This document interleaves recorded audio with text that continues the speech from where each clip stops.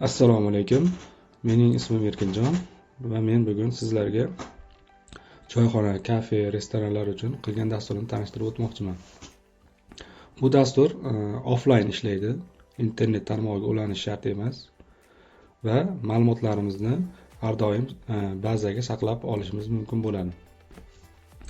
Dasturimiz juda ham sodda tuzilgan, hech qanday qiyinchiligi yo'q.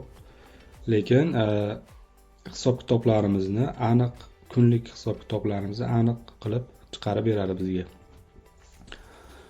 Xo'sh, dasturni birinchi navbatda tungi rejim funksiyasi bor, ya'ni kechqurunlari ko'zni og'ritib qo'ymasligi uchun yoqib qo'ysak bo'ladi va ba'zan yuklab olish, bu aytganimdek biz kiritgan ma'lumotlarimizni saqlab yursak bo'ladi. Bu nimaga kerak? Kelajakda kompyuterimiz kuyib qolishi mumkin, buzilib qolishi mumkin yoki boshqa muammo bilan shu dastur o'chib ketib qolishi mumkin. Shu biz bazani saqlab olsak, keyinchalik ham dasturni yana tiklab, qaytadan ma'lumotlarimizni tiklab olsak bo'ladi. Xo'sh, keyingi bo'limimiz biz nastroyka. Nastroykada biz xonalarni kiritib chiqamiz, tahrirlaymiz, faolligini belgilaymiz, ya'ni o'chirib qo'ysak, shu xona ko'rinmay turadi. Bu yerda mana xona qo'shishlar bor. Xodimlar, ya'ni bizni choyxona yoki kafemizda xodimlar, xizmat ko'rsatuvchi xodimlar.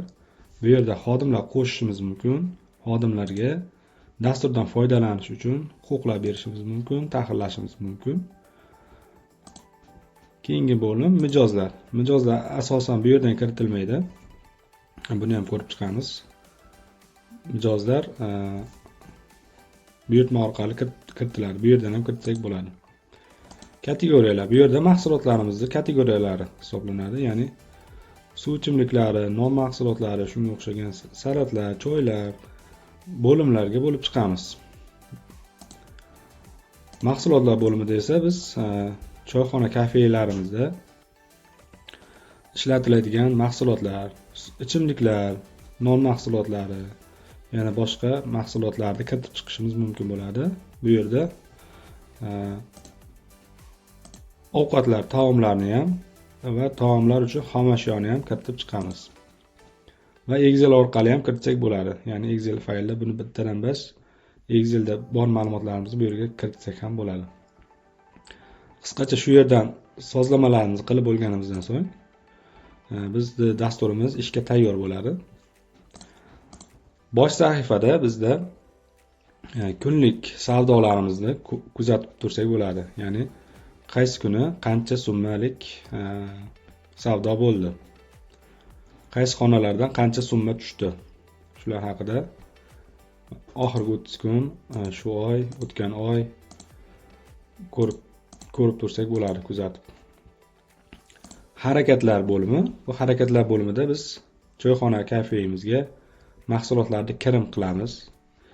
Ya'ni taomni tayyorlash uchun mahsulotlar qabul qilishimiz mumkin. Misol uchun yog', tuz, shunga o'xshash guruch, shunga o'xshagan mahsulotlar va tayyor mahsulotlarni ham shu yerdan qabul qilamiz. Ichimliklar, hamma mahsulotlarni shu yerdan qabul qilamiz va shu yerdan hisobdan chiqarishimiz mumkin. Ya'ni mahsulotni hisobdan chiqarish deganda osh tayyorlashimiz uchun necha kilo guruch hisobdan chiqaryapmiz.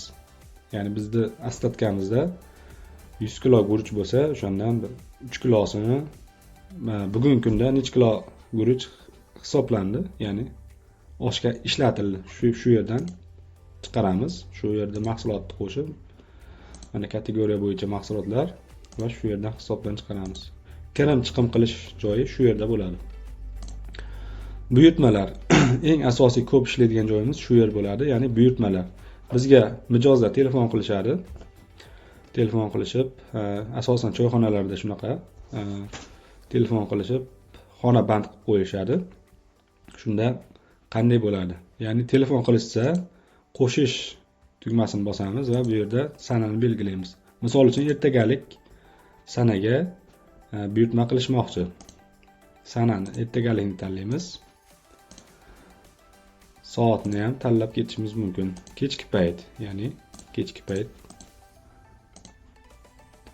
kelishadi va vaqtini taxminan ketsak bo'ladi. Misol uchun kechki payt kelsa 2-3 soat hisoblab bo'sh xonalarni qidirishni bosamiz. Ya'ni bu yerda faqat buyurtma qilinmagan xonalar ko'rinadi. Ya'ni birinchi xonani tanlaymiz. Foydalanuvchi telefon raqamini yozamiz. Ismini yozamiz.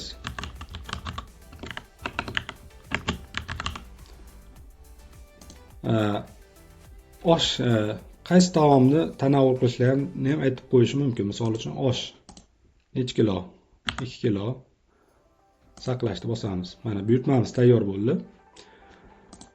Yana ertangi kungi yana buyurtma kelib tushdi, ya'ni telefon qilishdi. Ertangisini soatini belgilaymiz, kechki paytga u ham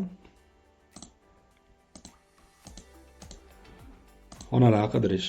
Ko'rib turganingizdek, birinchi xonani band qilib qo'yilganligi uchun ko'rinmadi bu yerda. Foydalanuvchi telefon raqami. Saqlash. Bu yerda birinchisida osh zakaz qilishdi, ikkinchisida qilishgani yo'q. Xonani band qilib qo'yishdi. Keyinchalik aytib qo'yishi ham mumkin. Shunaqangi taom buyurtma qilmoqchimiz. Bu yerda mana tahrirlash knopkasi ham bor. Endi bu yerda buyurtmalarimizni qabul qilib olamiz va tasavvur qiling, ertangi kungi mijozlar kelishni boshladi va xona telefon raqamini aytishdi. Mana shu telefon raqamini qidiramiz. 54. Misol uchun ko'p bo'ladi buyurtmalar bu yerda. Qidirib topishimiz uchun telefon raqamingizni ayting deyiladi. Aytilsa mana kelib chiqadi. Qidiruvda kelib chiqadi va shu yerda buyurtmani boshlash. Ya'ni mijozimizga xonani band bo'lganini nima qilamiz va bu yerda tanlaymiz xodimlarni.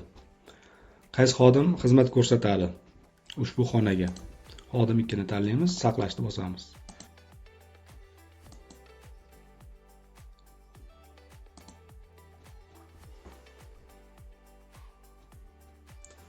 Xo'sh, mana buyurtmani qildik. Endi bu yerda birinchi xona ma'lumotlari.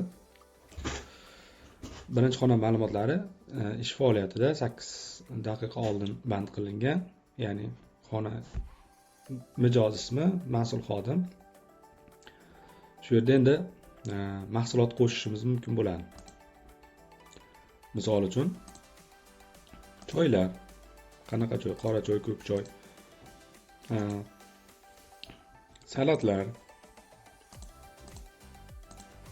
Yana boshqa non mahsulotlari, patir non. Shuni belgilaymiz va bu yerda nechtadanligini kiritib chiqamiz.